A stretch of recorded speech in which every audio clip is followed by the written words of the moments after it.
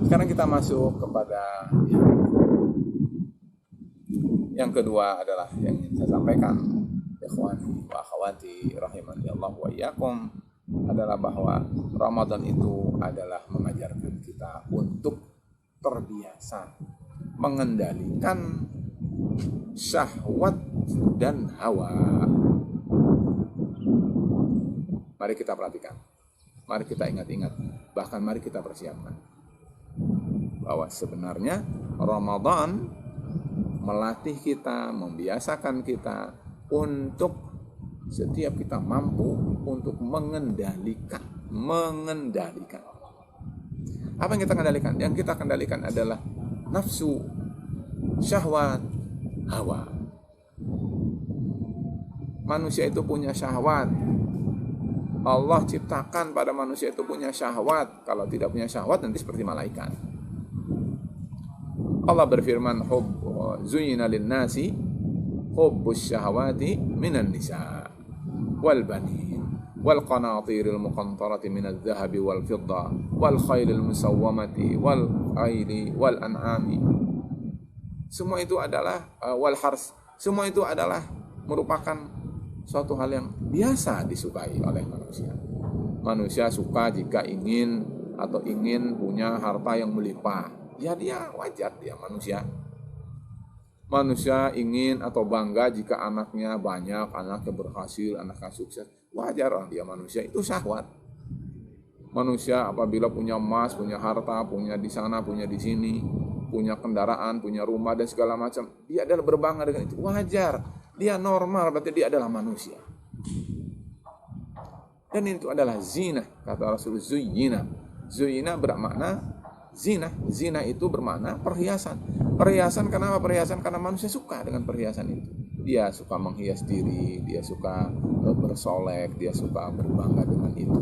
Dan itu adalah bahkan kalau itu terlanjur nanti akan terkena dengan surat At-Takatsur. Alhaakum At-Takatsur. Kalian telah dilalaikan oleh takatsur. Berasal dari kata katsir, artinya adalah memperbanyak diri, berbanyak-banyak, bermegah-megah, berbangga dengan banyaknya, dengan kualitasnya, mungkin dengan jumlah daripada apa yang kalian sukai berupa perhiasan itu. Jangan sampai kita kemudian lalai dengan hal itu, karena kita dilarang. Kata la tulhikum amwalukum wala auladikum an dzikrillah. Perhiasan tadi itu memang manusiawi, sesuai dengan fitrahnya, tetapi kita diberi kendali.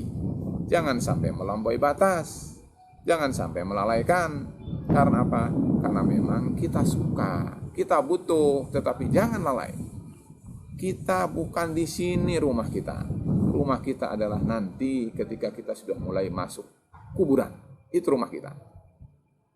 Kalau manusia sudah dicabut nyawanya, kalau manusia sudah diusung ke kuburan yang sempit dan gelap, nah baru dia mengalami akhirat itu. Hasil balasan dari semua yang dia alami ketika dia masa hidup itu akan mulai dialami sejak itu. Ikhwani wa akhwati rahimani Allah wa iyyakum, Ramadan memberikan nasihat kepada kita tentang itu. Bahwa Ramadan itu ternyata mengajarkan kita untuk terbiasa mengendalikan syahwat dan hawa. Kalau kita ingin punya harta, wajarlah, tapi kendalikan. Kalau kita ingin makan dan minum, wajarlah, tapi kendalikan. Nah, saum itu mengajarkan kita untuk itu. Saum itu artinya adalah al-imsak. Al-imsak itu menahan diri. Apa yang ditahan oleh kita pada saat saum? Kata para ulama, di dalam Al-Quran, di dalam hadis, semua disarikan akhirnya adalah al-imsaku anil muftirat min ta'amin au syurbin, ya, au jima'in. Ada makan, ada minum, dan ada jima' atau syahwat. Dan ini adalah tentu sesuatu yang hendaknya kita hati-hati. Karena apa? Jangan sampai kita dikalahkan oleh syahwat itu. Kita harus kendalikan. Walaupun nasi itu adalah punya kita, walaupun minuman yang ada di kulkas punya kita, walaupun kita lapar, walaupun kita haus, kita ingat ini bulan Ramadan. Jangan sekarang makannya, nanti apabila sudah terbenam matahari. Kenapa kita terbenam matahari, karena itu namanya menangguhkan, mengendalikan. Boleh, tetapi jangan sekarang. Artinya apa? Kemauan kita itu dikendalikan.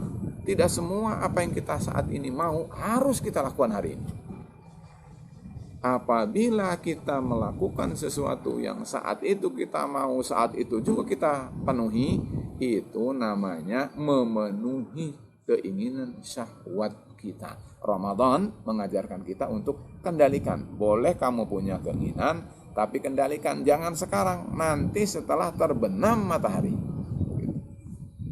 Karena apabila sudah terlihat namanya ghurubus syamsi, maka berarti semua menjadi halal. Makanan, minuman, istri, suami, semua menjadi halal. Sampai dengan yatabayyana lakumul khaytul abyadu minal khaytil aswadi minal fajr. Ikhwani wa akhwati rahimani Allah wa iyyakum. Dan ini adalah yang harus kita ingat. Ramadan sebetulnya pengendalian. Jangan sampai semua yang kita inginkan lalu kita harus penuhi saat itu pula. Kalau tidak, maka mungkin akan ngambek, akan marah, akan sabet kanan, sabet kiri. Halalkan yang halal, semua dimakan. Yang haram juga semua dimakan. Tidak lagi ada koridor halal dan haram. Semua tabrak. Karena apa? Harus terpenuhi. Bagi seorang muslim ada kendalinya. Saum Ramadan selama 1 bulan melatih dia untuk selalu terkendali. Boleh punya kemauan, tapi bukan sekarang, tetapi begini aturannya dan seterusnya. Ikhwani wa akhwati rahimani Allah wa iyyakum. Jadi itu adalah yang dimaksud dengan saum. Karena itu saum memberikan nasihat pada kita. Apabila kita saum, maka hendaknya ingat bahwa saum itu mengendalikan hawa nafsu dan syahwat. Bahkan saum itu mengendalikan akhlak. Akhlak yang tercela, akhlak yang buruk, ya, akhlak yang rendahan itu adalah telah diimunisasi melalui saum. Bukankah kita lupa dengan atau tidak ingat dengan hadis Rasul sallallahu alaihi wasallam? Kata beliau alaihi salatu wassalam, "Man lam yada' qaula zuri wal amala bihi falaysa lillahi hajah fi an yada'a ta'amahu wa syarabahu." Barang siapa yang tidak bisa untuk mengendalikan hawa nafsunya, dia adalah hanya sekedar yang ditahan itu makan saja, minum saja, sekedar ta'amahu wa syarabahu saja yang dia tahan, maka Allah tidak butuh. Artinya ada sesuatu yang lebih dari itu. Dalam poin 1 tadi saya sampaikan bahwa saum mengendalikan kita dari syahwat dan hawa nafsu.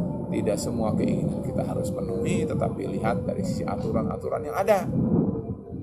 Sekarang saum ternyata lebih tinggi dari itu. Saum membuat kita berakhlak mulia. Bicara kita harus terkendali, perilaku kita harus terkendali. Nah, coba kita sedikit kembali kepada kehidupan realitas kita sekarang. Kalau manusia itu tidak membiasakan mengendalikan diri, maka dia akan jatuh dari derajat al-ins menjadi al-hayawan. Kalau bahasa Al-Imam Al-Ghazali itu namanya termasuk sabu'. Hayawan itu ada 2 golongan yang Imam Al-Ghazali maksudkan dalam kaitan kita sekarang, yaitu namanya adalah bahimah dan yang kedua adalah sabu'iyah. Sabu'. Kalau bahimah itu dia binatang tetapi jinak. Dia adalah dikasih makan, disuruh bertelur, disuruh berdaging, kalau sudah masa tertentu disembelih, dimakan. Itu namanya adalah rotasi binatang. Kita ternak sapi, kita ternak kambing, kalau sudah gemuk dijual, lalu disembelih di Idul Adha. Itu namanya binatang ternak. Hidupnya adalah untuk makan, tidur, gemuk, kawin, berkembang biak, lalu berikutnya adalah gemuk, sudah gemuk dinikmati manusia.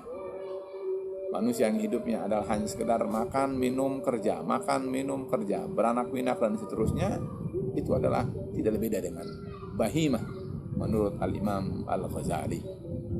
Bahkan lebih dari itu, kalau bukan sekedar binatang jinak, tetapi dia puas namanya sabu'. Di antara sabu' itu ada Rasul sebutkan namanya dhi'bun. Dhi'bun itu artinya adalah dia serigala. Kok serigala? Ya, Rasul menyebutkan ada tabiat manusia yang mengadopsi tabiat serigala. Alhamdulillah, manusia sudah mulia, walaqad karramna bani Adam, tetapi dia rela untuk turun anjlok menjadi binatang. Kenapa? Karena dia tidak bisa mengendalikan diri, tidak bisa mengendalikan hawa nafsu. Kata Rasul alaihi salatu wassalam, ma dhi'bani ja'i'ani ursila fi ghanamin bi afsada lahum min hirsil mar'i wasyarafi lidini.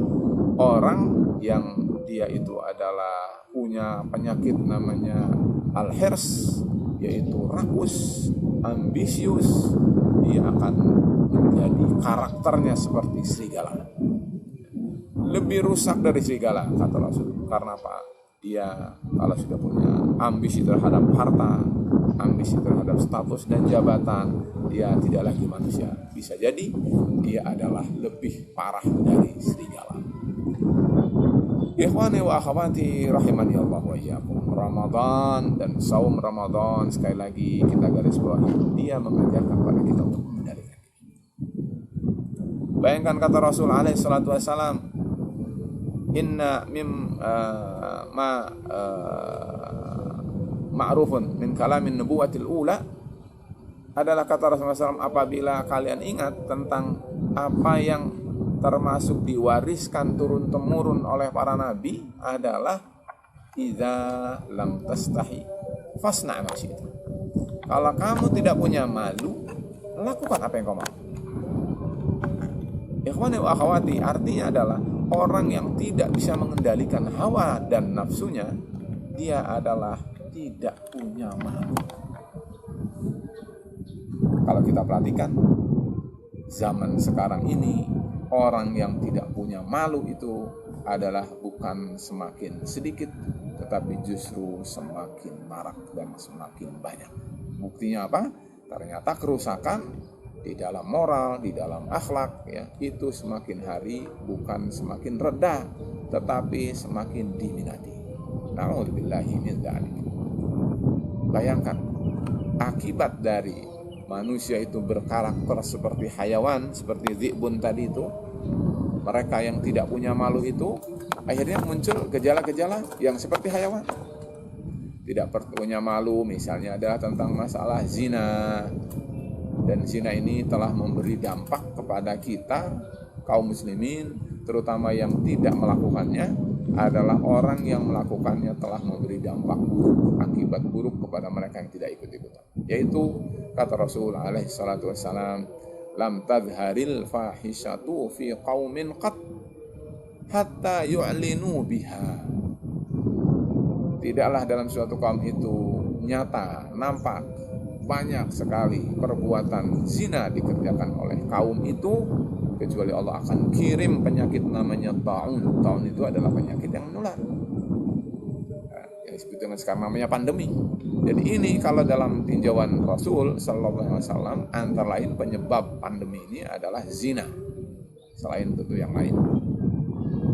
Kemudian adalah akan muncul kelaparan.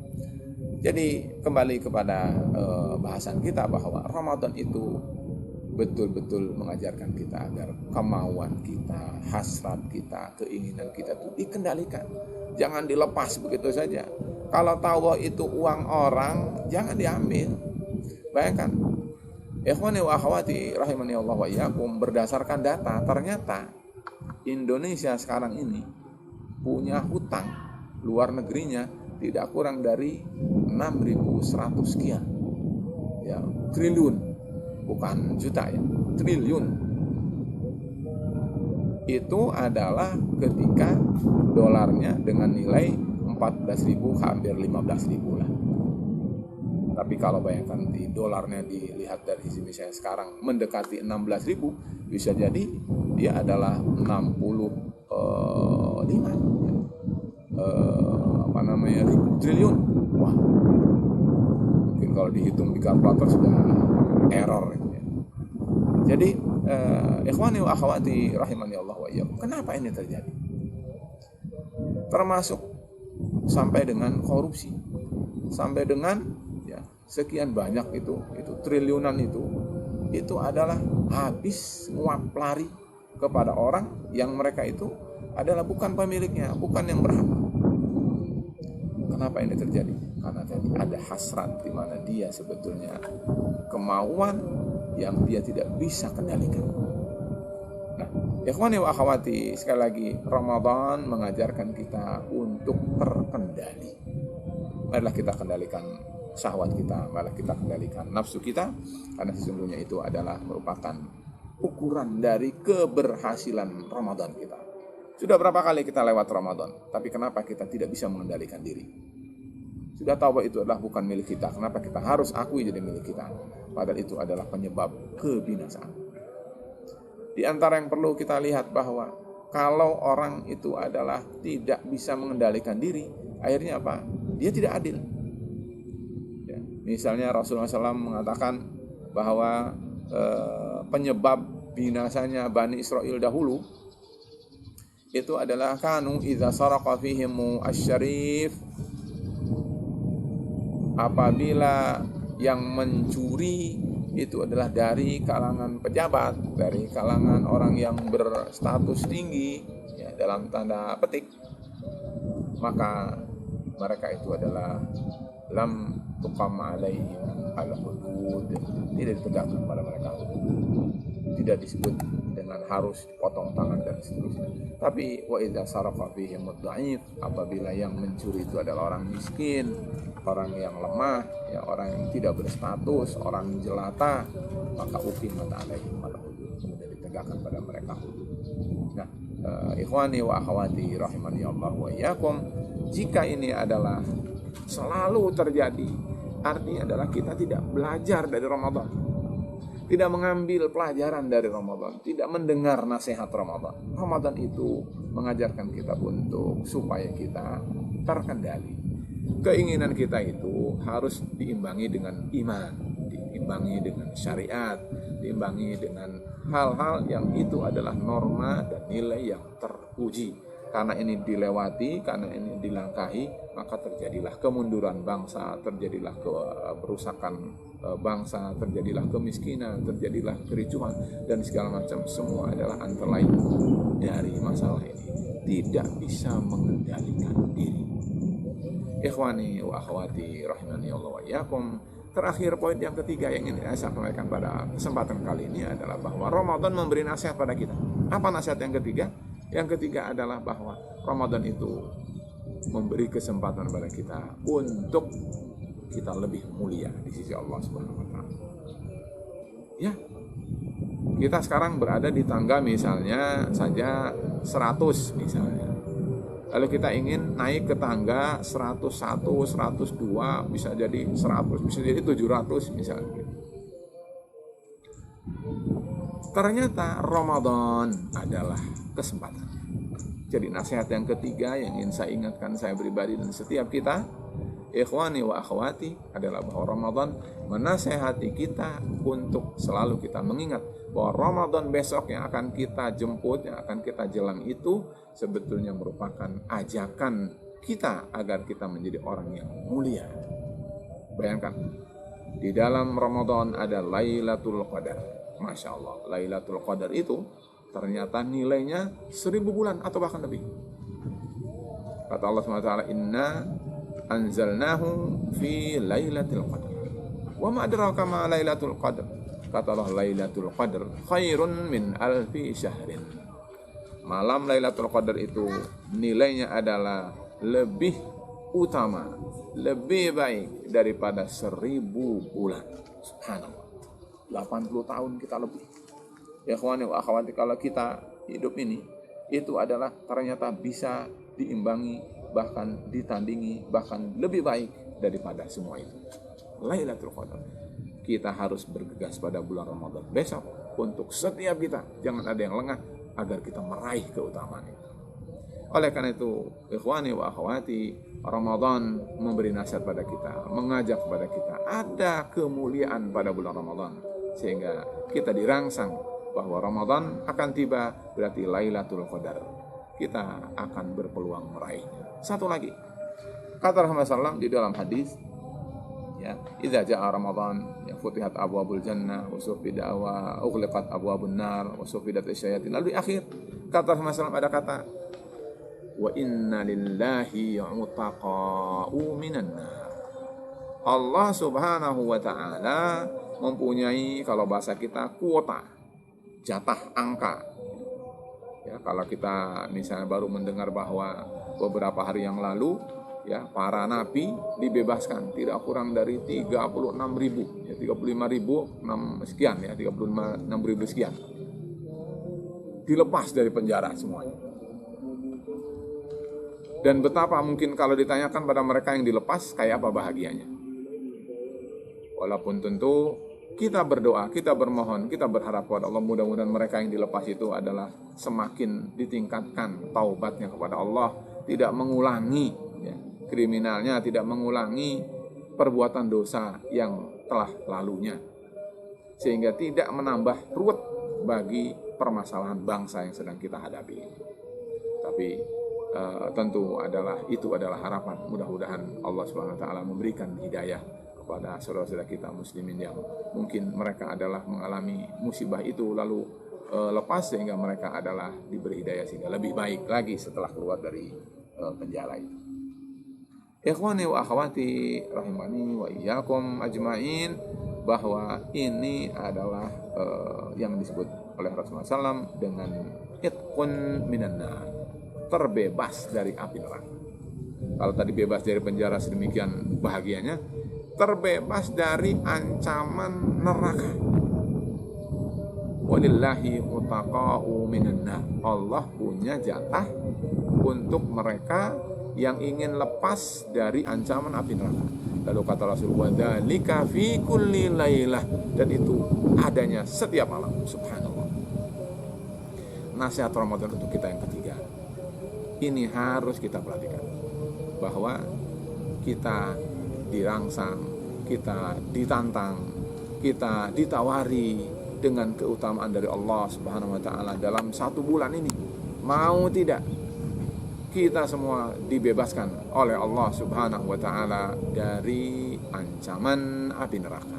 Tentu jawaban kita insya Allah semuanya mau, dan kita bermohon pada Allah agar kita semua dilepaskan dari ancaman api neraka ini. Amin. Ikhwani wa akhwati rahimani Allah wa iyyakum. Itulah 3 ya, nasihat Ramadan, bukan nasihat saya, nasihat Ramadan ya, yang harusnya kita ingat dan harusnya kita jangkau, harusnya kita raih pada bulan Ramadan besok. Karena itu mari kita dengan rasa gembira kita sambut bulan Ramadan. Mudah-mudahan kalau saja 3 poin ini kita raih pada bulan Ramadan, maka insya Allah kita semua akan menjadi manusia yang mulia, diberkahi oleh Allah Subhanahu wa taala dan diridhai oleh Allah Subhanahu wa taala. Amin ya rabbal alamin. Ikhwani wa akhwati, saya ulangi, yang pertama adalah bahwa Ramadan menasihati kita semua bahwa kita harus mengetahui bahwa Ramadan itu mengajarkan pada kita tentang ketaatan dan kepatuhan kepada Allah dan Rasulullah. Kedua, Ramadan mengajarkan kita agar kita selalu terkendali. Kemauan kita, hawa nafsu kita harus dikendalikan oleh syariat, oleh wahyu. Jangan selalu diikuti, karena kita akan menjadi terancam rendah dan hina, bahkan di bawah daripada binatang. Dan yang ketiga, kita ditantang. Ramadan ini adalah memberi kesempatan pada kita. Siapa di antara kita yang ingin terbebas dari api neraka, artinya adalah ingin dimasukkan oleh Allah ke dalam surga Allah Subhanahu wa taala, maka bulan Ramadan ini adalah momentumnya. Kita berdoa kepada Allah, mudah-mudahan kita diberi panjang umur sampai dengan bulan Ramadan ini, bahkan tuntas bulan Ramadan, dan sehingga kalau kita tuntas pada bulan Ramadan, maka semua kita mendapatkan kebaikan dan keutamaan bulan Ramadan, sehingga kita semua adalah dikumpulkan semuanya di dalam surga Allah Subhanahu wa taala. Demikian, mudah-mudahan bermanfaat apa yang saya sampaikan. Saya akhiri, wabillahi taufiq wal hidayah. Wassalamualaikum warahmatullahi wabarakatuh.